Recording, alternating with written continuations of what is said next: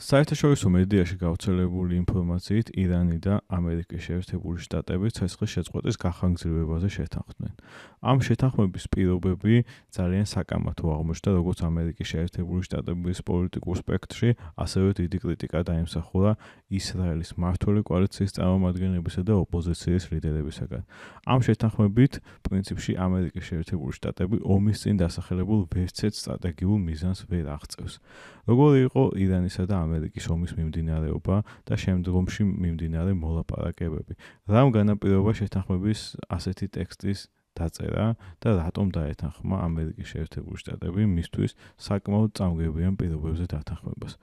რეალ პოლიტიკის პოდკასტის რუკალა ტერიტორიას მე-17 ეპიზოდში აკა ზარქუასთან გავიხილავთ ამ და სხვა საკითხებს. მოგიწოდებთ რომ გამოიწეროთ ჩვენი არხი YouTube-ზე, Spotify-ზე და ყველა სხვა სოციალურ ქსელში.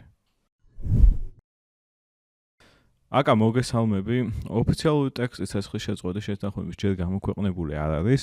თუმცა საერთაშორისო მედიებში ვრცელდება უკვე ძირითადი პუნქტები, რომელსაც მოიცავს ეს შეთანხმება, ხო?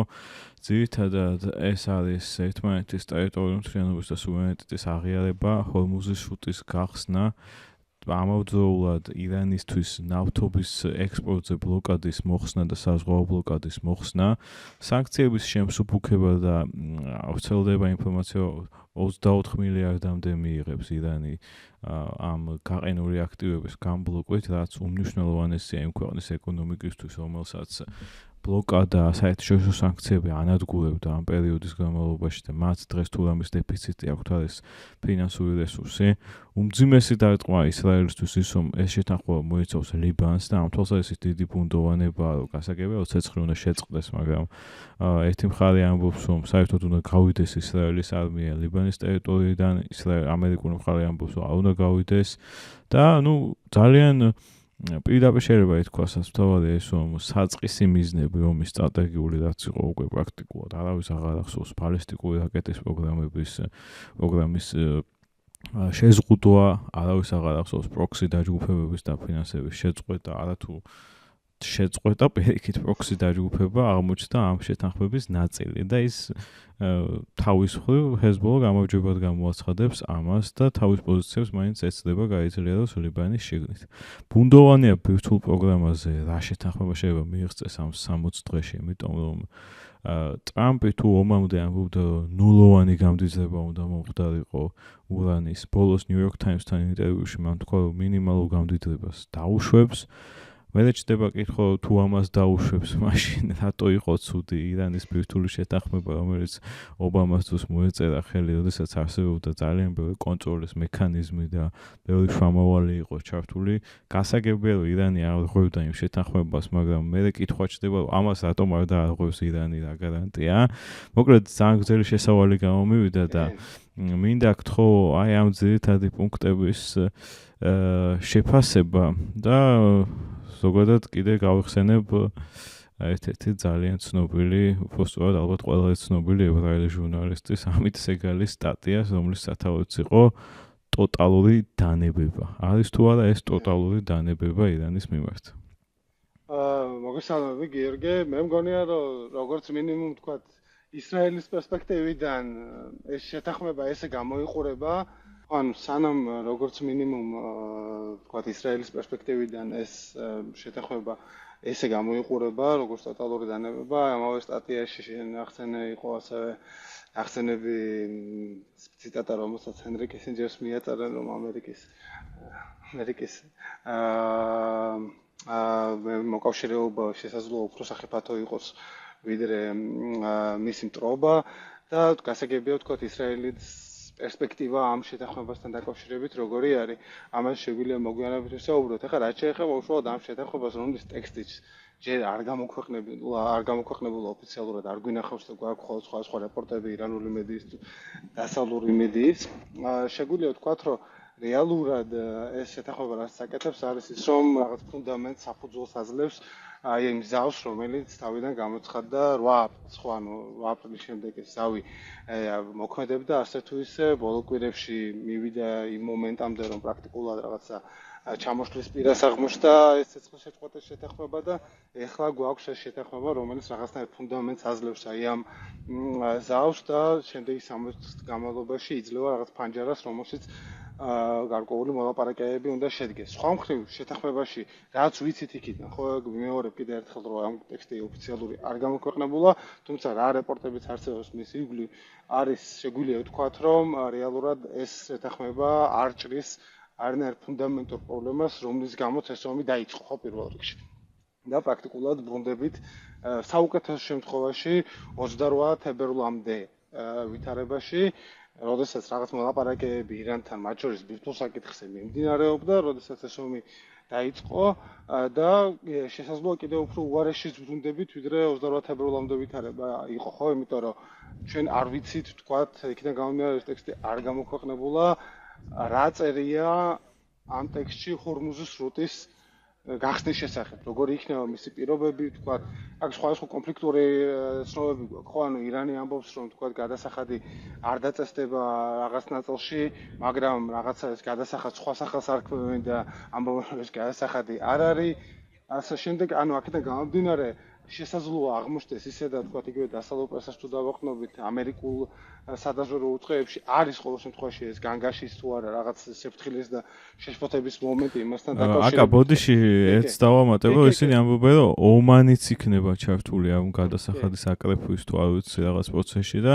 ნუ შეიძლება ამის ინტერპრეტირება, რომ ომანი აკრეფავს ამას და არა ირანი, მაგრამ ბენეფიციარი მაინც ირანი იქნება, ხო? რა მნიშვნელობა აქვს ხო ახლა ეს რაღაც ესეთი ისე აქვს, რა ქვია. მოხდები სიტყვებით თამაში უფრო მეტად არის და ამერიკულ საზღვაო უწყებებში არის ყოველ შემთხვევაში ეს განცდა და შეშფოთება დასავლურ პრესას დაუჯერებთ იმასთან დაკავშირებით, რომ ამ ომის შედეგად ირანმა ორმუზის სრუტის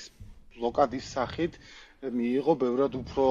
როგორ თქვა, ესეთი ქმედითი და ბევრად უფრო სერიოზული იარაღი, ვიდრე თუნდაც ბირთვული იარაღი იქნებოდა, ხო, იმიტომ რომ საუბარია საზღვაო არტერიაზე, რომელიც უზრუნველყოფს, რომელშიც ყოველდღიურად გადის გლობალური საზღვაო სანავთობო ექსპორტის 20% და თხევადი გაზის ექსპორტის 25%. აქედან გამომდინარე, შეგვიძლია ვთქვათ, რომ აი მეტნაკლებად დაახლოებით ესე გამოიყურება ეს ყველაფერი, შენ ახსენე უკვე, რომ არ არის საუბარი ბალისტიკური რაკეტების პროგრამაზე, აღარ არის საუბარი პროქსი დაჯგუფებების ხარდაჭერის შეწყვეტაზე და ასე შემდეგ. აქედან გამომდინარე, აი თქვათ, შეგვიძლია ვთქვათ, რომ აი ეს შეთანხმება მეტნაკლებად ახლა უკვე იმის შემდეგ, რაც გასაგები გახდა, რომ რეჟიმი არ ჩამოიშლებოდა, ხო, არ ვიცი ხა ეს ვისთვის როდის გახდა გასაგები, რომ რეჟიმი არ ჩამოიშლებოდა და ეს დასახო პოლიტიკურ მიზნებს ისრაელი და აშშ ვერ მიაღწევდა, მაგრამ მას შემდეგ რაც ეს მეტნაკლებად გამოიკვეთა, გასაგები იყო, რომ კარგ შეთანხმებას ამ ვითარებაში ამერიკელები ვერ მიაღწევდნენ და სწორედ ამით იყო განპირობებული ეს პერიოდი საზღვაო ბლოკადის, რომელიც დაახლოებით 2 თვე გაგრძელდა, როდესაც ამერიკული ადმინისტრაცია ელოდა თითქოს რაღაცნაირად ამ საზღვაო ბლოკადის შედეგების აკუმულირებას და რაღაცნაირად თითქოს იმედი ჰქონდათ, რომ უფრო უკეთეს შეთანხმებაზე წამოიყვანდნენ ირანს, თუმცა აღმოჩნდა, რომ ირანს უფრო მეტი მაღალი ტოლერანტობა აქვს მათ შორის ეკონომიკური ტკივილის მიმართაც, პოლიტიკური ტკივილის მიმართაც და აღმოჩნდა, რომ აი ეს რაც 2 თვის წინ შესაძლებელი იყო, თქვათ, რა შეთანხმება შესაძლებელი იყო დაახლოებით, მაგრამ არ სურდა ამერიკის შეერთებულ შტატებს აი დროის გასვლის შემდეგ ამან არ გამოიღო შედეგი, რომ რაღაც უკეთესი შეთანხმება გამხდარიყო შესაძლებელი, აქედან გამომდინარე, გვაქვს ის რაც პრაქტიკულად იმთავითვე ჩანდა, ხო, რომ სტრატეგიული მიზნები, რაც ამერიკის შეერთებულმა შტატებმა და ისრაელმა დაისახეს, არ არის მიღწეული და მეორეს მხრივ ირანის რეჟიმი, რომელთვისაც ეს ომი აღქმული იყო როგორც ეგზისტენციური ომი, მისთვის გამარჯვებად ჩაითვლებოდა თუნდაც რეჟიმის გადარჩენა და ამ თვალსაზრისით შეგვიძლია ვთქვათ, რომ ირანში ყოველ შემთხვევაში თავს გამარჯვებულად მიიჩნევენ აი ამ ეტაპზე ყოველ შემთხვევაში. აკა ერთ კითხვას დავსვამ, ეს კითხვა ძალიან დომინანტი და აქტუალურია ქართულ მედიაში და ყველგან ალბათ, რომ აი სამხედრო თვალსაზრისით რო შევხედოთ ამ დაპირისპირებას ომის ხელფასას, პრინციპში უნაკლოდ მიმდინარეობდა ხო ეს ოპერაცია, იმ თვალსაზრისით, რომ პრაქტიკულად უდანაკარგოდ ამერიკამ და ისრაელმა მოახერხეს ცაში დომინირების მიღწევა. სტატისტიკები შეგვიძლია ჩამოვთვალოთ, რომ პრაქტიკულად განადგურდა ირანის საზღვაო ფლოტი, დარჩენილი საჰაერო თავდაცვის სისტემების და რადარების უდიდესი ნაწილი.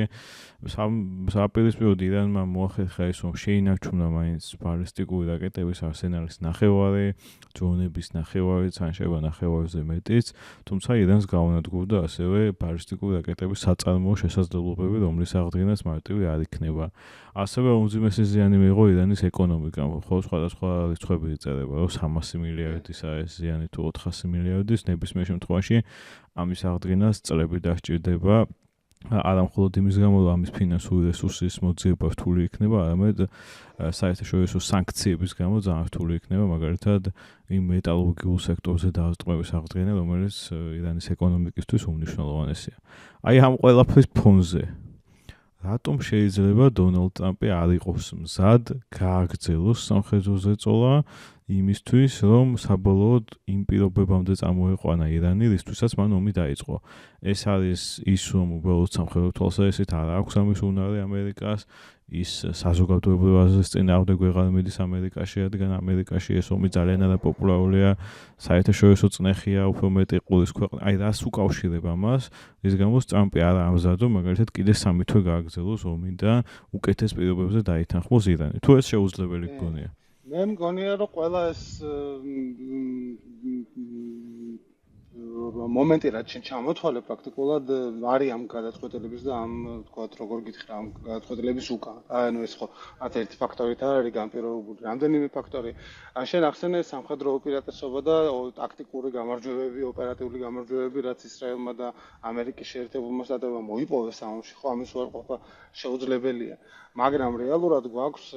კიდევ ერთხელ ხო და ეს არ არის პირველი შემთხვევა, ხო, როდესაც თქვა ბევრად უფრო ძლიერი სამხედრო თვალსაზრისით, ეკონომიკური თვალსაზრისით ქვეყანა აი თანამედროვე პირობებში, თანამედროვე ომის პირობებში ვერ ახერხებს თქვა პოლიტიკური მიზნების მიღწევას. აქ იმდენად სამხედრო მიზნების მიღწევაზე არ არის საუბარი,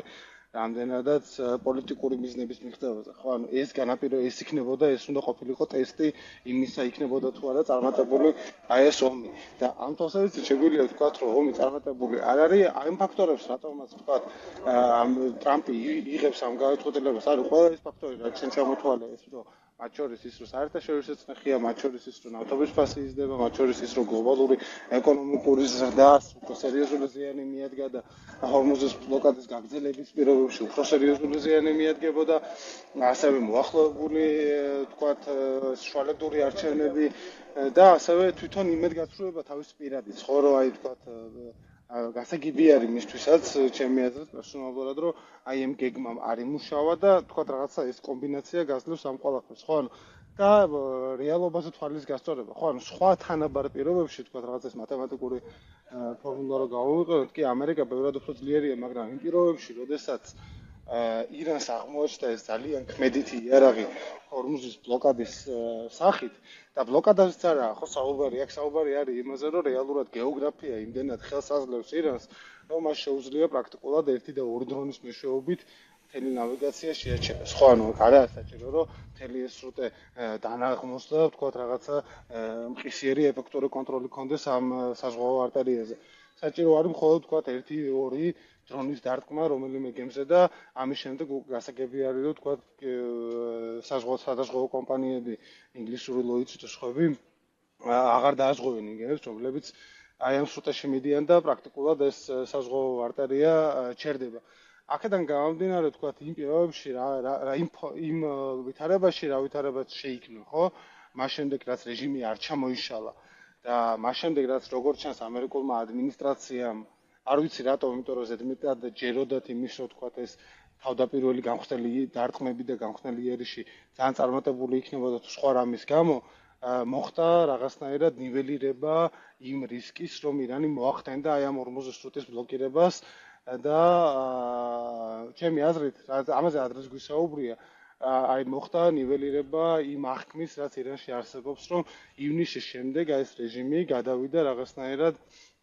აი ამ რაღაც ეგზისტენციალურ ბრძოლის მოდუსში, ამას დაემატა უკვე იანვარში განვითარებული მოვლენები და პროტესტები და იანვარში სწორედ აი ამ მსხვერპლმა უზარმაზარმა და სასტიკმა დაშლამ ამ აქციების და ხოცვამ ხალხის გვაჩვენეს სწორედ ეგ რომ ისინი არანაირ დათმობაზე არ აპირებდნენ და ეს ალი ხამენეის ცნობილი სიტყვები შეგვიძლია გავუხსენოთ, ხო, რომ შემდეგი ომი თუ იქნება, ეს იქნება უკვე რეგიონული ომი და ირანი მზად აღმოჩნდა ვთქვათ ასეთი დაპირისპირებისთვის, მაშინ როცა რისკები ამერიკული ადმინისტრაციის მხრიდან და ისრაელის მხრიდანაც არ აღმოჩნდა საკმარისად გათვლილი, ხო, როგორ ვთქვა, გააზრებული და ამ თვალსაზრისით იგივე ვთქვათ რეპორტები რაც გვაქვს იმასთან დაკავშირებით თუ რა იყო ისრაელის გეგმაც, ცოტა ფანტასტიკურად გამოიყურება, ხო, ეს ცნობილი და შენც მინდა გითხო ეს რონენ ბერგმანის სტატია შეგვიძლია გავხსენოთ ნიუ-იორკ ტაიმსში. იქ ბევრი ჟურნალისტის სტატია იყო, უბრალოდ, მაგრამ იყო ეს საუბარი იმაზე, რომ ორიგინალური გეგმა მოსადის მოიაზრებდა იმას, რომ აჰმადინეჯადი უნდა გამختارიყო ახალი ლიდერი ისლამური რესპუბლიკის. შენი აზრით, რამდენად რეალისტურია ეს ცნება და მე მინდა კითხო ასევე იმასთან დაკავშირებით, რატომ მოხდა რომ მოსადი, რომელიც ესეთი ბრწყინვალე სპეცსამსახურია, ტაქტიკურ და ოპერატიულ დონეზე ამ ომშიც ბრწყინვალე გამარჯვებები ჰქონდა, სტრატეგიულ დონეზე ესე ჩავარდა. ნუ დავიწყოთ იმით, რომ ისრაელის შიგნით დიდი ბრაზი არსებობს ტრამპზე, რომ ის არ გაყვა ამ ორიგინალურ გეგმას, საწყისიაც არსებობდა. ნუ აჰმადინეჯადი მხოლოდ ერთი დეტალია და ეგეც საინტერესო დეტალია, თუმცა როცა ნახეს, რომ აჰმადინეჯადია ვერ იქნებოდა დელსი როდრიგესი, ომის პირველივე დღეს დაბომბეს მისი სახლი, ანუ საბოლოო ჯამში ეგ არ იყო გეგმის ნაწილი. ვითომ გათავისუფლების ამბავი იყო, რომ ვთქვათ, ნეჯადის სახლი კი არ დაბომბეს, ის ნაწილი დამოუკრა, სადაც მასზე მიმაგრებული გუშაგები იყვნენ, რომ ეს გაეთავისუფლეს. შეიძლება ნეჯადთან ჰქონდათ მათ კონტაქტი, ფაქტია ეს, როცა ბუდაპეშტში იყო ჩასული რაღაც მიწვევით ნეჯადი. ომის დაწყებამდე ეს შედგა, თუმცა მთავარი კომპონენტი, რის გამოც ტრამპს აკრიტიკებენ, მგონია რომ სამართლიან დარაკრიტიკებენ, არის ეს ქურთების კომპონენტის გამოუყენებლობა ისრაელის შიგნით, მიიჩნევენ, რომ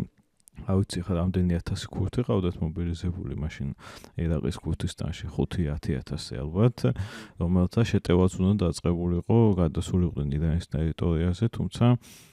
მე ვერ ხვდები სიმართლე მოგეცხა, ამხელა 92 მილიონიან ქვეყანაში, რომელსაც 9 მილიონიანი გუშაგთა კორპუსი ყავს, 10,000 ქურთს თუნდაც კარგად შეიარაღებულს და მოტივირებულს რაზეა. ნუ შეიძლება შოკის ეფექტი ყოფილიყო ან გაძლიერებულიყო ომის პირველ დღეებში, არ ვიცი, მაგრამ ნუ ერთადერთი კომპონენტი, რომელიც არ შესულდა იმ გეგმიდან, რადგან ერდოღანის და სხვა მხარეების ეწოლა იყო ტრამპზე, რომ ეს არ აემოქმედებინათ, ეს იყო. ზოგადად, რა თქმა უნდა, ტრამპის დარწმუნებაში, რომ ეს ომი დაწყებულიყო, დიდი როლი ითამაშა მოსადმა, უკვე ყველამ ვიცით, რომ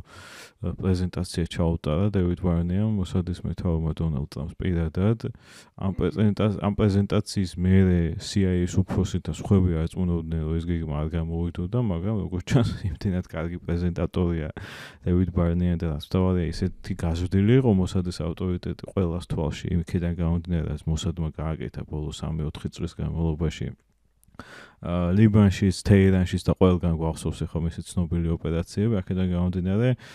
დამაჯერებლად ჟღერდა ეს ყველაფერი. ამიტომ საბოლოო ჯამში მივიღეთ ისაც მივიღეთ და ახლა მე მახსოვდებდი ტრამპის თავდაჯერებას ვენესუელის შემდეგ და ირანის წარსულში ირანის ბულინგის წარმატებულ გამოცდილებას. თუნდაც 12 დღიანი ომი ძალიან დიდი წარმატება იყო, უდანაკარგო ომი იყო ხო პრაქტიკულად. მაგრამ მე მაქვს ერთი კითხვა, მართლაც როცა თავისთავად ტრამპის ადმინისტრაციამ ძალიან ცუდად აუხსნა ხო ამერიკულ საზოგადოებას და არ აუხსნა პრაქტიკულად, რატო იყო ეს ომი აუცილებელი და გარდაუვალი და ამერიკულ საზოგადოებაში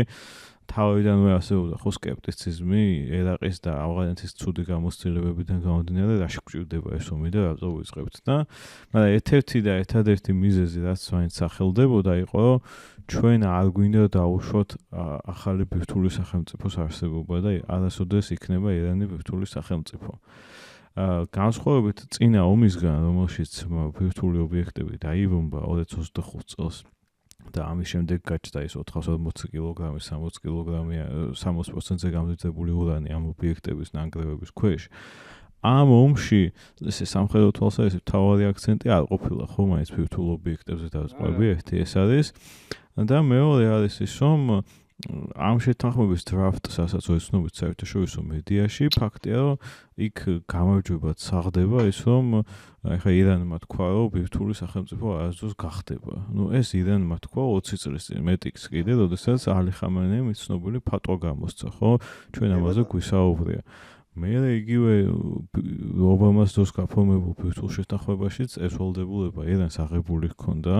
და იქ შესაბამისი კონტროლის მექანიზმები არსებობდა ბირთვულ ობიექტებზე შესვლის უფლება ჰქონდათ და შუამავალი ქვეყნები იყვნენ ჩასული და რაც თავარია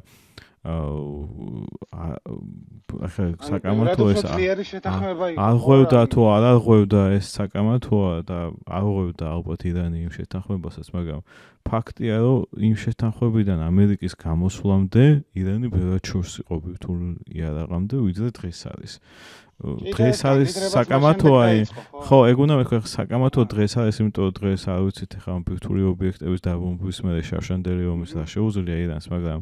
მაშინდელმა შეთანხმებამ მართლა შეზღუდა 3.50%-მდე თუ ავწდები გამდიდრება, ეს ერთია და მეორე არის ის, რომ ამ შეთანხმებამ და იმ ეკონომიკურმა სანქციების შემსუბუქებამ მაშინ ქვეყნის შიგნით გააძლიერა ზომიერი ფთა ირანის შიგნით, რომელიც ორიენტირებული იყო ქვეყნის უფრო მეტად მოდერნიზაციაზე, უფრო მეტად შემსუბუქებაზე ამ რეპრესიების და რომ არა ტრამპის გამოსვლა ამ ბირთვული შეთანხმებიდან კაცმარიცის საითკენ წავიდოდა ირანის შიგნით ვითარება. აი ახლა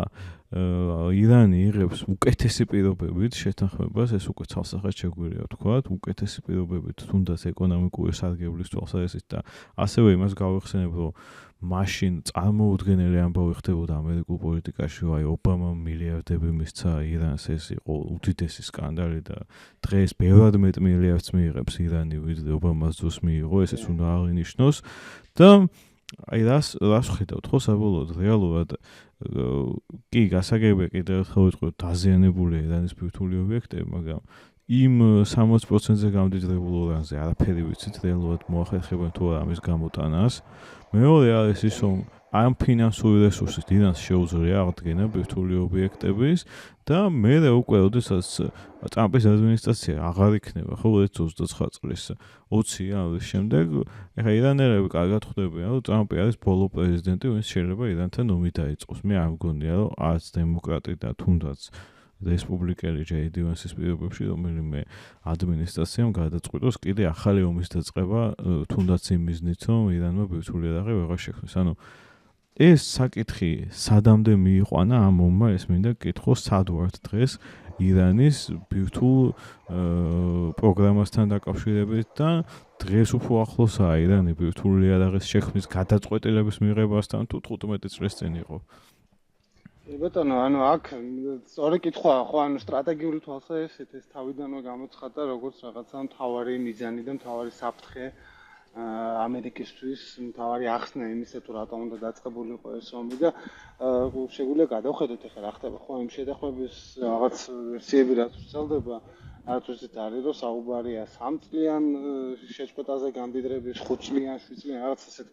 დროებზე, განგრძობითი დრო, არაფერი კონკრეტული არ ვიცი. რეალურად ახლა მე ძალიან მიჭირს იმის წარმოდგენა რაღაცა ესეთი ძალიან ხურვალე ტრამპის მხარდაჭერების გარდა ვინ შეიძლება თქვას რომ აი ეს შეთანხმება უკეთესია იმაზე რაც იყო ობამას შეთანხმება ხო ეს TCPOA ერთი შეთანხმება ბევრად მრავალმხრივი იყო აქედან გამომდინარე უფრო ძლიერი შეთანხმება იყო და უფრო თქვათ ქმედითი იყო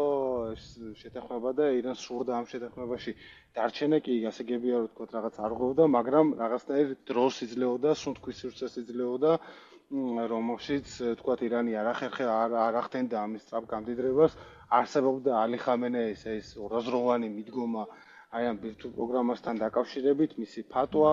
და ზოგადად შემიძლია თქვა, მე მგონია რომ ერთი მნიშვნელოვანი ფაქტორი რაც არის და რაც ვერ გაითვალისწინეს ალბათ იყო ის, რომ თქვა თუნდაც აი ამ დაპირისპირებების ფაზების განმავლობაში ხო ეს ივნისის ომის შედეგად რაღაცნაირი ელიტაც შეიცვალა, ხო, როგორც გუშაქთა კორპუსის, არმიის, ასევე პოლიტიკური ელიტა რაღაც ნაწილი ადამიანების უბრალოდ მოკლეს თქვათ აი ისრაელის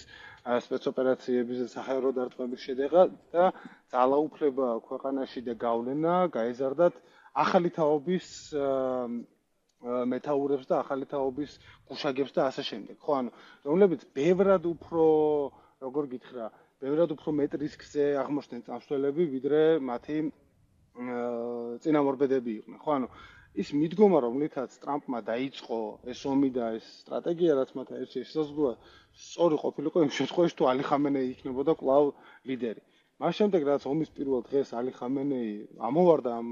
თქვა რაღაცა საერთო სურათიდან და მოკლეს,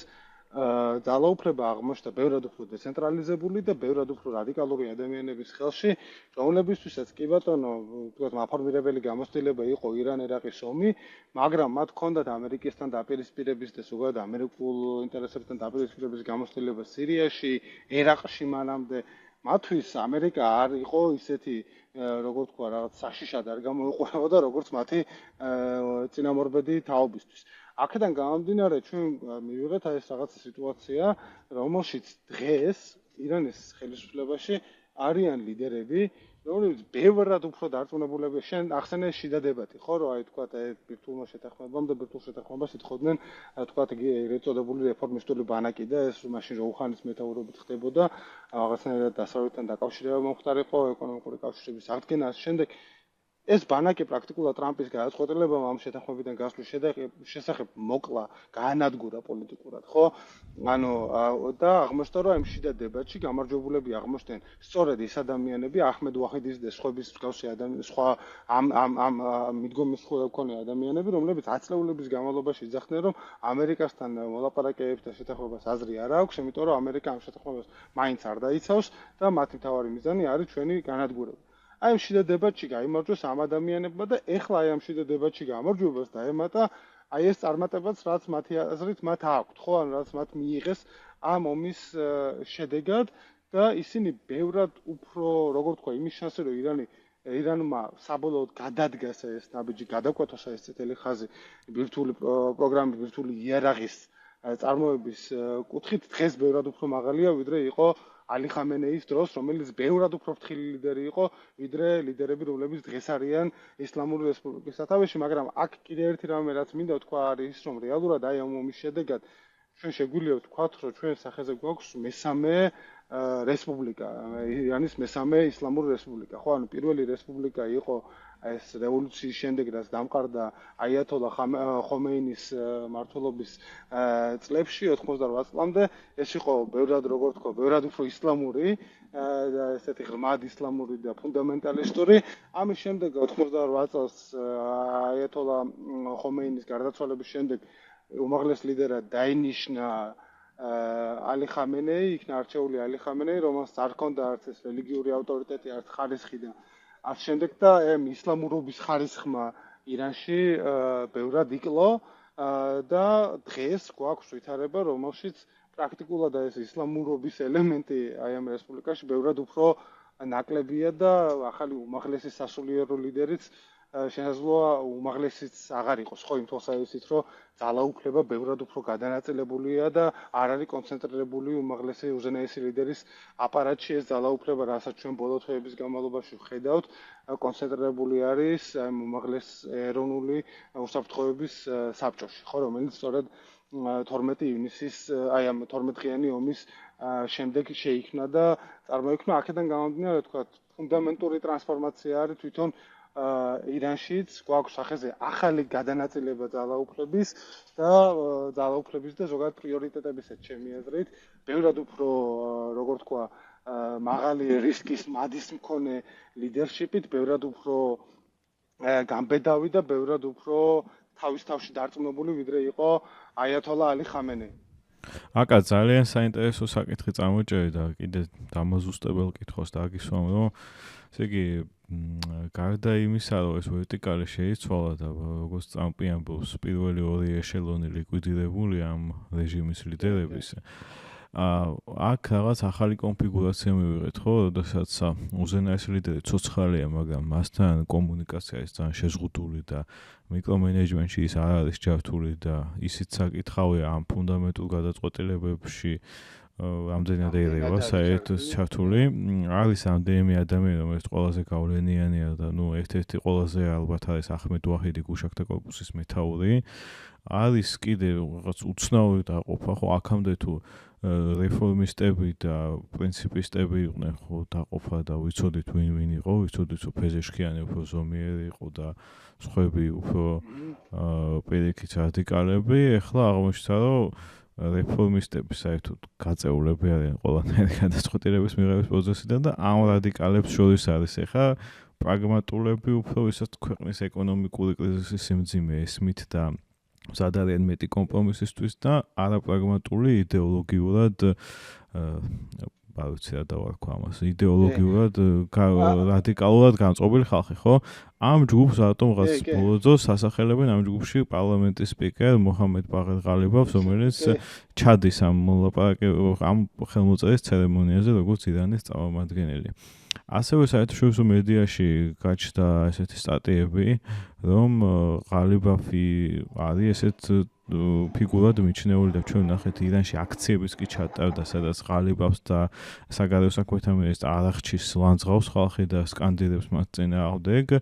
და მეორე მხრივ არის ეს ვაჰიდის ფიგურა რომელს ირგვლივაც არის კიდე მოხსენ რეზაი ალბათ და სხვა ფიგურები რომლებიც არიან უფრო ეს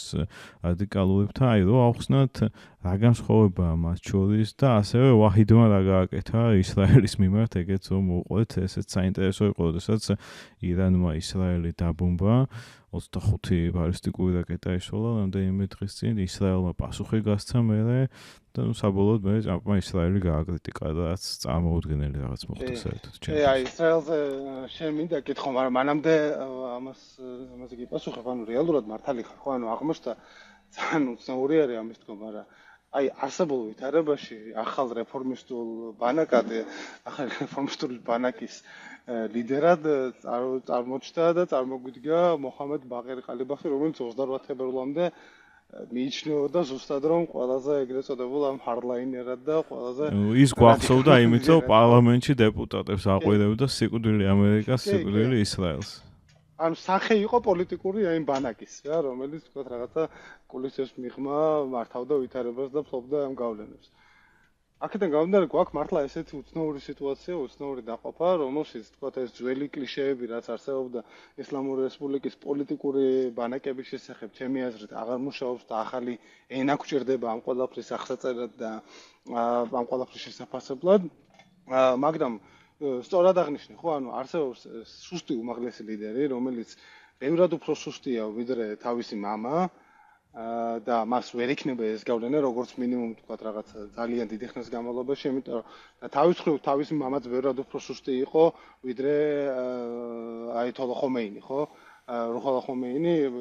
რუსთან შედარებით ბევრად უფრო სუსტი იყო და თქვა ამ გავლენის და ძალაუფლების მოსაპოვებლად მას დასჭირდა ამდენიმე აწლეული. მისი შვილი ბევრად უფრო სუსტია და ბევრად უფრო მეტი გავლენის ელემენტი არსებობს მისი ირგვლივ. და შენ სწორად ახსენე, ხო, ანუ ეს ძირითადად არის ისლამური რესპუბლიკის გუშაქთა კორპუსი. თვითონ აიათოლა მოშტაბა ხამენეის არჩევაც მიუთითებს იმაზე, რომ რეალურად ჩვენ გადავედით რაღაცნაირ მოდელობაში, რომელშიც აი ამ გუშაგებს უკვე თავისი უმაღლესი ლიდერი ყავთ, ხო, ანუ რამდენადაც შეგვიძლია ირანულ პრესას დავეყნოთ და დასავლურ მედიასაც თვითონ აიათოლა ხამენეის, ალი ხამენეის არ ყავდა თავისი შვილი სამკაციან შორტლისტში მისი შესაძლო მემკვიდრეების. ანუ მანდელში რომელიც ალი ხამენეის ჰქონდა დაწერილი, მისი შვილი საერთოდ ახსენები არ იყო როგორც პოტენციურად მისი მემკვიდრე და მიუხედავად ამისა, სწორედ ახმედ ვაჰიდის, მოჰამედ ბაყერი ყალიბაფის და სხვა გუშაგების გავლენის მეშვეობით ის აირჩიეს ახალ ლიდერად და ეს სწორედ იმას მიანიშნებს, რომ მათი აზრით ეს მათთვის მისაღები ლიდერია, რომლის ირგვლივაც ისინი კომფორტულად იგრძნობენ თავს და პრაქტიკულად რაღაცნაირი აი ამ ნაცრისფერი გავლენის დარჩებათ, ხო თქვა ბერკეტი და რეალურად ძალაუფლება მათ ხელში იქნება. მაგრამ თვითონ საინტერესო რაც არის, ჩვენ ვახსენეთ, რომ ესენი ბევრად უფრო რადიკალურები არიან, ბევრად უფრო რისკს ეწამშლები არიან. შემდეგ, მაგრამ ასევე ერთი ფაქტორი რაც უნდა აღვნიშნოთ არის ის, რომ მიუხედავად ამ რადიკალიზმის ხარისხისა და ეს მეზობლების დაბომბვისა და ამ ყველაფრის მიუხედავად, იგივე სწორედ ეს ხალხია, რომელმაც გასცა სანქცია საბოლოო ჯამში ამერიკასთან აი ამ უმაღლეს დონეზე მოლაპარაკებების ჩატარების, ხო? ანუ საბოლოო ჯამში როგორც არ უნდა ყოფილიყო, გასაგებია რომ აჰმედ ვახიდიც, მუჰამედ ალი ჯაფარიც, მოხსენ რეზაის და სხვაებიც ვინც არიან ყველაზე გავლენიანი ფიგურებად მოაზრებულები, გასცეს სანქცია მათ, რომ პარლამენტის სპიკერი შეხვედროდა ვიცე-პრეზიდენტ ვენს პაკისტანში და ეს არის ყველაზე მაღალი დონის შეხვედრა ორხევი, რაც ამერიკის შეერთებულ შტატებსა და ირანს შორის გამართულა ისლამური რევოლუციის მომენტიდან. ანუ ესეც მიუთითებს იმ ცვლილებაზე, რაზეც წინა კითხვის დროს საუბრობთ, მაგრამ ჯამურად რო თქვა, გვაქვს აი მართლაც ესეთი სიტუაცია, რომელშიც აი ეს ახალი ისლამური რესპუბლიკა გვაქვს, ჯერ არ ვიცით თქვა ეს წვერი როგორ დაждდება, იმის თქმაც ახლა რო თქვა ისინი ყველაფერი მათთვის კარგადაა და რაღაც ტოტალური გამარჯვება მოიპოვოს, სისულელია, ხო, ისინი უმძიმესი ეკონომიკური პრობლემების ქვეშ არიან და მათ შორის ამ შეთანხმებაზე წასვლაც მათ ჭირდებოდა. ხო, გასაგებია რომ შესაძლოა ტრამპს უფრო სწრაფად ჭირდებოდა და უფრო მეტად ჭირდებოდა, მაგრამ ეს მათ შორის გუშაგებისთვისაც საჭირო იყო, მათ შორის აჰმედ ვახიდისთვისაც იქიდან გამომდინარე, რომ ისინი ხვდებიან, რომ აი ძველი რეჟიმში გაგრძელება პოლიტიკური პროცესის პრაქტიკულად შეუძლებელი იქნება და შენ ახსენებ თქვათ მათ შორის ეს აჰმედ ვაჰიდის ეს გადაწყვეტილება რომ ანუ ირანი იმდენად თავდაჯერებულად გრძნობს თავს რომ ისრაელზე სარაკეტო დარტყმა მიიტანა არა ირანზე განხორციელებული დარტყმის სანაცვლოდ, არამედ ლიბანზე განხორციელებული დარტყმის სანაცვლოდ. ხო, ესეც ხშირად არ მომხდარა ამ ორი ქვეყნის ურთიერთობაში. ეს მეტყველებს ამ თავდაჯერებაზე და ეს თავდაჯერება ირანის რესპუბლიკაში შესაძლოა ძვირად დაუждდეს მომავალში, თუმცა ჯერჯერობით მათ აქვს ეს განცდა, რომ ესენი ასე ვთქვათ, ცხენზე არიან და გამარჯვებულები არიან. ეკონომიკური პრობლემები მათთვის ძალიან მნიშვნელოვანია და ისინი ხვდებიან, რომ ესე დიდხანს ვერ გააგრძელებენ და სწორედ ვახიდის გავლენა იყო იმაში, რომ სანამ არ მიიღეს დათმობა იმის შესახებ, რომ აი ამ გაყინულ აქტივებს უკან დაუბრუნდებდნენ რაღაც ნაწილს, საუბარია 25 მილიარდზე, 12 მილიარდზე და როდის დაუბრუნებენ ეს გაურკვეველია, მაგრამ სანამ აი ეს შეთანხმება ფინანსების იგლივ და თანხების იგლივ არ მიიღო, მანამდე, როგორც ვიცით, აჰმედ ვახიდი ბლოკავდა ამ შეთანხმებას, ასე რომ მე ჩემი აზრით ეს მრავლის მეტყველია იმ ძალთა ბალანსზე ისლამური რესპუბლიკის შიგნით, მაგრამ მე რაც მინდა კითხო ახლა შენ, ეს არის ჩვენ ვახსენეთ დასაწყისში ამით სეგალის ცნობილი სტატია, მაგრამ მაინტერესებს აი ამ ყველაფრის პერსპექტივა იერუსალიმიდან, ისრაელიდან როგორია და ადრე ცნობილმა ჟურნალისტმა მითხრა, რომ კარგი ინტერვიუერი ერთ კითხვაში მხოლოდ ერთ კითხვას სწორს, მაგრამ ამ შემთხვევაში ამ წელს დავარღვევ და მეორე კითხვასაც დაგისვავ, როგორია პერსპექტივა და რა შესაძლო გავლენა შეიძლება ქონდეს ამას მოახლოებულ საპარლამენტო არჩევნებზე და ბიბი ნეთანიაჰუს პოლიტიკურ ბედზე. ნუ ისრაელის შეგნით ორი რაღაც მოხდა. ერთი კვლევებში რაც ჩანს არის რა თქმა უნდა უმრავლესობა მოსახლეობის ამბობს რომ მიღწეული არ არის ამ ომის მიზნებით და ეხლა ამას ყველა კარგად ხვდება და ძალიან დიდი მობილიზება იყო ამ ომის დაწყებისას ფაქტიკურად მთელი პოლიტიკური სპექტრი არაბული პარტიების გარდა გაერთიანდა და მხარს უჭერდა ხო ამ ომის დაწყებას იყო აქ ეს ომი გაიყიდა როგორც თქვა რაღაცა ბოლო ომი. ხო, აი ეს იყო ბოლო ომი, როდესაც აი ჩვენ გვქონდა წარმატებების სერია, ღაზა, ლიბანი, 25 წლის ომი, მერე აქციები ირანში იანვარში და აი ახლა ჩვენ ბოლომდე მივიყვათ ამ საქმეს, რეჟიმი დაემხობა, თან პირველი დღე ისეთი შთამბეჭდავი იყო, რომ ვიცი ალი ხამენეი მასლა სატანას უდრის ამ ისრაელის მოქალაქეების უმრავლესობისთვის და პირველივე დღეს მისი ლიკვიდაცია მოხდა და მე ამოვისუნთქებთ და იქ იყო კიროსის შეთანხმებაზე, შაჰის დაბრუნებაზე საუბარი და ძალიან ოპტიმისტური ხედვა იყო ამ ომთან დაკავშირებით. ამას ემატება ის რომ ნეთანიაჰუ ამ ომის დაწყებას 30 წელია ცდილობს ხო სხვადასხვა პრეზიდენტების დროს მისი პრემიერობის სხვადასხვა ვადაში და ლობირებდა მუდმივად ჯერ იმ ბირთვული შეთანხმებიდან გამოსვლას და მერე რა თქმა უნდა იმას რომ სამხედრო გზით დაასრულებინათ ეს რეჟიმი და ირანის ბირთვული პროგრამა. ანუ სასწორზე ძალიან დიდი რაღაც დევს. ეს არ არის უბრალოდ ის რომ ნეთანიაჰუმ რაღაც ომი დაიწყო და მიზნებს ვერ მიაღწია. მან მთელი კარიერის იდეა ფიქსად აქცია ირანში ომის დაწყება და ამ სამხედრო გზით იმ შედეგის მიღწევა, რაც იქნებოდა რეჟიმის შეცვლა და ფაქტია რომ ეს არათუ ვერ მოხერხდა, ახლა ისრაელში არსებობს მოლოდინი, რომ ომის შემდეგ ეკონომიკური კრიზისი მაინც ბოლოს მოუღებს ამ რეჟიმს და ქუჩაში ხალხი მაინც გამოვა, მაგრამ ნუ არ ამგონია ეს 26 ოქტომბრამდე მოესწოს, როცა ისრაელში არჩევნებია, ხო? აქედან გამომდინარე იწყებს უკვე თავს იჩენს სხვა პრობლემები, ხო, პრობლემა არის ის, რომ ქვეყანა 3 წელია მუდმივ ომშია. ამ 3 წლის განმავლობაში ჯარში მსახურობს ისრაელის მოქალაქეების დიდი ნაწილი, მაგრამ ამსახურებენ ნეთანიაჰუს კოალიციის ძალიან დიდი ჯგუფი ულტრაორთოდოქსები, რომელთა წარმომადგენელი პარტიებიც მის კოალიციაში არიან ძალიან მაღალ თანამდებობებზე და იღებენ გულუხს სუბსიდიებს მათი რელიგიური სასწავლებლებით და სხვა ფორმითაც ისინი დიდ სუბსიდიებს იღებენ სახელმწიფოსგან მიუხედავად იმისა, რომ დიდად არც მუშაობენ და არც ჯარში მსახურობენ, როგორც გითხარით. და არის ზოგადად კითხვები, რამდენად სწორი იყო ეს სტრატეგია, რაც მან აირჩია. ხა თავისი თქვენ გაიცანით თუ არა ოპოზიციის შეფასებებს მას შემდეგ, რაც ისრაელის ოპოზიციის შეფასებებს მას შემდეგ, რაც ეს შეთანხმებას შესახებ ინფორმაცია გავრცელდა. შეფასებები იყო, ეს არის ყველაზე დიდი დიპლომატიური მარცხი ისრაელის ისტორიაში, რადგან შეთანხმებას ისე მოეწერა ხელი ისრაელის შესახებ, რომ ისრაელი მაგიდასთან არიჯდა. შეთანხმებაში შედის ლიბანის ფრონტზე ცეცხლის შეწყვეტა მაშინ, როცა ლიბანში ხო ერთმანეთს ირანი და ამერიკა არ ებრძვიან. ლიბანში ერთმანეთს ებრძვის ისრაელი ჰეზბოლას. ხო, საერთოდ რაშოშია ეს, მაგრამ ირანი მას მოახერხა. ამით ეგალს ეწერა ჰეზბოლა ჩვენი პრობლემაა, ირანი ამერიკის პრობლემაა. გასაგებია, მაგრამ ამას ირანი ესე არ უყურებს, ხო? და პრაქტიკულად ჰეზბოლა, რომელიც მკვდარი ეგონა ისრაელის ამ შემთხვევაში, ხო? აი ეს წამიდა ჰეზბოლა, რომელიც მკვდარი ეგონა მთელ ისრაელის მოსახლეობას ამ ომის დაწყებამდე აღმოჩნდა, რომ არ არის მკვდარი და მათი ეს ოპტიკობოჭკოვან კაბელზე მიბმული დრონები საკმაოდ ეფექტურია და რთულია მათი ჩამოგდება და ზიანს გაყენებენ და ეხლა დიდი მსხვერპლი არ აქვს ირანს ლიბანში ომისგან, უბრალოდ ისრაელს, მაგრამ რაც არის ესეც მტკივნეულია, ხო? რაც შეეხება ხო უფრო დიდი პრობლემაა, რა თქმა უნდა, რომ არა ლიბანის ფრონტი და ის რომ დღეს ხელფექშეკრულია ისრაელი, ხო, ერთის ხრი მას არ ეძლევა საშუალება ამერიკის ხრიდან და საერთაშორისო დიპლომატიური ზეწოლის უფრო ღრმად შევიდეს და დიდი ბუფერული ზონა შექმნას მუდმივად ზეწოლის ქვეშაა ტრამპისგან ბეირუთის ნებისმიერ დაბომბვაზე, სადაც დაჰიეს უბანში არის ამ ჰეზბოლას ქსელი და შტაბ-ბინა. ეს რომ არა და ეს ფრონტი რო არ არსებობდეს, რაც ირანში მოხდა, ამას წარმატებით გაყიდდა მაინც ნეთანიაჰუ თავის აუდიტორიაზე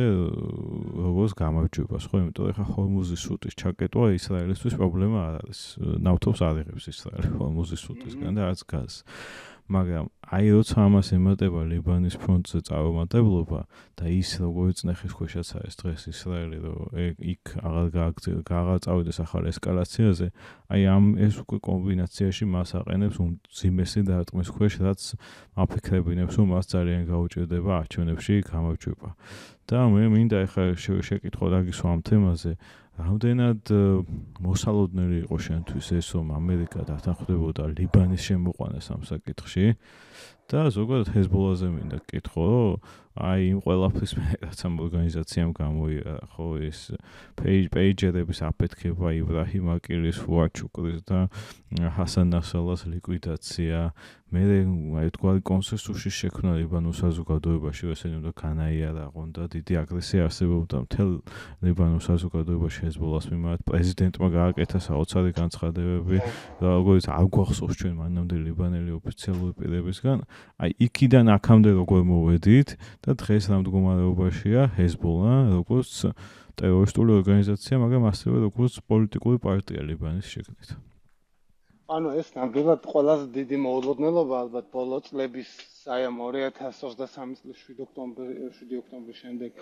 დამდგარი რეალობის, რომელშიც ისრაელმა პრაქტიკულად დაიწყო აი ამ პროქსი-ქსელების განადგურება და არსებობდა ეს განცდა, რომ რაღაცნაირად ეს პრობლემა მეტნაკლებად მოაგვარა და პრაქტიკულად შენახსენე ეს გამანადგურებები, დარტყმები, ოპერაციები, პეიჯერები, რა ვიცი, საჰაერო დარტყმები, რაციები და ამ შემდეგ. მაგრამ მიუხედავად ამისა, უნდა ვაღიაროთ, რომ ჰეზბოლა ბევრად უფრო, როგორც თქვა, სიცოცხლესუნარიანი აღმოჩნდა, ვიდრე მიიჩნეოდა, ვიდრე მე მეგონა ყოველ შემთხვევაში. ან ის ბრძოლის უნარიანობა, რომელიც ამ ორგანიზაციამ გამოავლინა, იყო მოულოდნელი იმ თვალსაზრისით, რომ პრაქტიკულად ბევრი მიიჩნეოდა, რომ აი ამ მით უმეტეს სირიაში ჰეზბოლას კოლაფსის შემდეგ მიიჩნეოდა, რომ პრაქტიკულად ეს ორგანიზაცია, როგორც რაღაცა ესეთი ერთიანი დაჯგუფება, გამართული სამხედრო რაღაცა იერარქიით და ასე შემდეგ, მათ შორის მას შემდეგ რაც ლიდერები მოუკლეს, პრაქტიკულად ჩამოიშლებოდა, თუმცა უნდა ვაღიაროთ, რომ ესე არ მოხდა და ეს ჩემთვისაც ნამდვილად მოულოდნელობა იყო.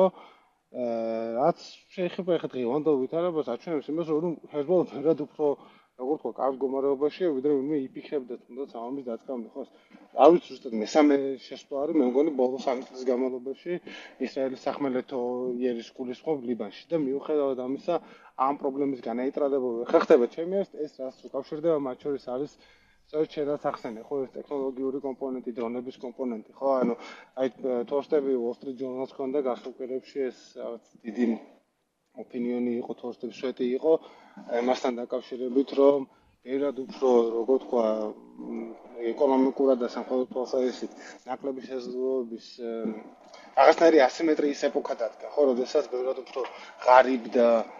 სუსტ მოწინააღმდეგეს შეუძლია მაინც მისთვის გეოგრაფიულ ხასაყალპირობებში შენ პრობლემას იქნას იმგვარად, რომ რაღაცას პოლიტიკური მიზნები ვერ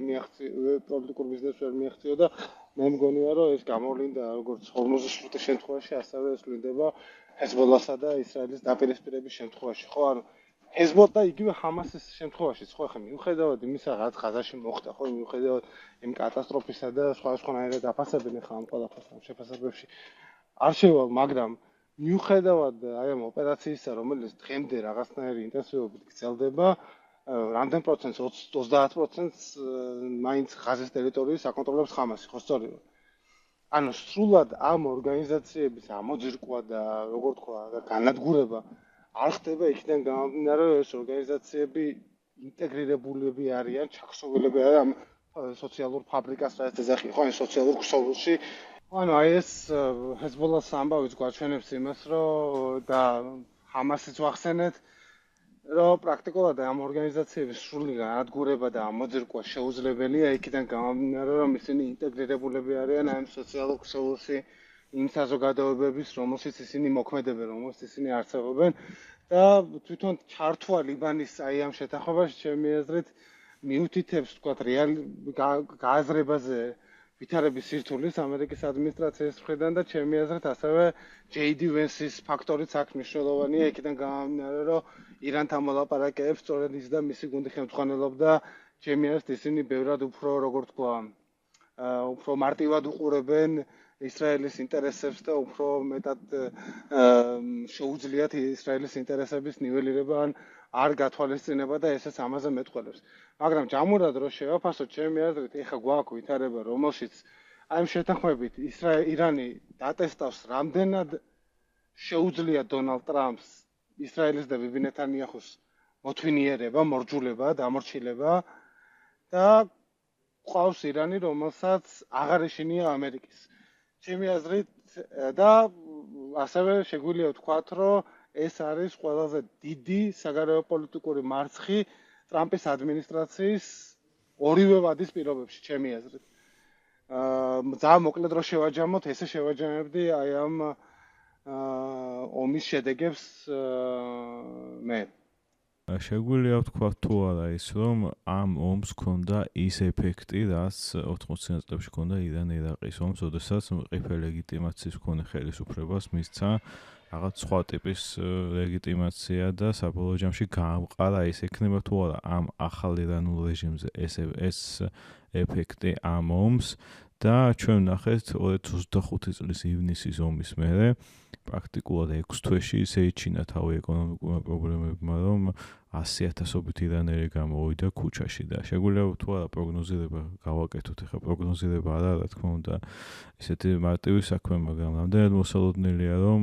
მიუხედავად სანქციების შემსუბუქებისა და სხვა ბენეფიტებისა, რასაც ირანი მიიღებს, ეს ეკონომიკური პრობლემები აღმოიფხვას იმ მაღალი რანგის კორუფციიდან გამომდინარე, რაც არსებობს ირანში და რამდენად მოსალოდნელია, რომ რეჟიმი მაინც მყარად იდგება მინიმუმ შემდეგი რამდენიმე წლის განმავლობაში.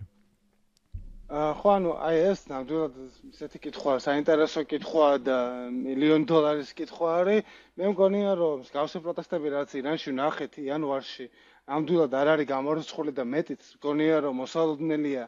იმ პირობებში, თუ ეს რეჟიმი ვერ შეძლებს რაღაცნაირად ამ ეკონომიკური ვითარების გამოსწორებას და ამის გამოსასწორებლად ეს გაყინული ცენტრალური ბანკის გაყენული 12.25 მილიარდი დოლარი არ იქნება საკმარისი, საჭირო იქნება რაღაც რეფორმები და საჭირო იქნება რეჟიმის ცვლილება რაღაცნაირად. თუ კი ეს რეჟიმი რაღაცნაირად ისევ ძველ რელსებზე გადავიდა, რომელშიც თქვათ რაღაცა ირანელები ვერაფერს ვეღარ იღებენ, ხო, ანუ არც ეკონომიკური სტაბილურობა, არც თქვათ რაღაცა კორუფცია ყოვლის მომცველია. მე მგონია, რომ პროტესტები ყოველთვის არის დროის საკითხი. კი, გასაგებია, რომ ეხა ირანულ რეჟიმი გამარჯვებულად მოსჩანს, მაგრამ ასევე გამარჯვებულად მოსჩანდა ასადის რეჟიმი 2024 წლის დეკემბრამდე, ხო, ანუ ეს რეჟიმები ყოველთვის ბევრად უფრო სუსტი შეიძლება აღმოჩნდეს, ვიდრე გარედან ჩანს. ამის პროგნოზირება შეუძლებელია, მაგრამ ის რომ რეჟიმი უკვე შეიცვალა და უნდა შეიცვალოს, რომ გადარჩეს, ჩემი აზრით ეს დღესავით ნათელია. აკა ძალიან დიდი მადლობა საინტერესო საუბრისთვის. მინდა მოუწოდო ჩვენს სვენელებს და ჩვენს მაყურებლებს, რომ გამოიწერონ ჩვენი პლატფორმა YouTube-ზე. განსაკუთრებით მათ, ვინც აქამდე გამოყვა და აქამდე გვიყურა. გამოგვიწერეთ YouTube-ზე, Spotify-ზე, ყველა სხვა სოციალურ ქსელში, TikTok-ზე, Instagram-სა და Facebook-ზე და ჩვენი პოდკასტი რუკა და ტერიტორია დაგიბრუნდებათ შემდგ კვირაში უკვე იმ კვირის ყველაზე აქტუალური თემით. დიდი მადლობა. და ასევე შეგვიძლია მოვინიშნოთ, რომ ისრაელის არჩევნებზეც ერთ ეპიზოდს დავპირდებით მაყურებლებს მისი მოახლოების ფონზე. უკვე საინტერესო ბრძოლაა და კიდევ უფრო საინტერესო გვერდის წინ. დიდი მადლობა.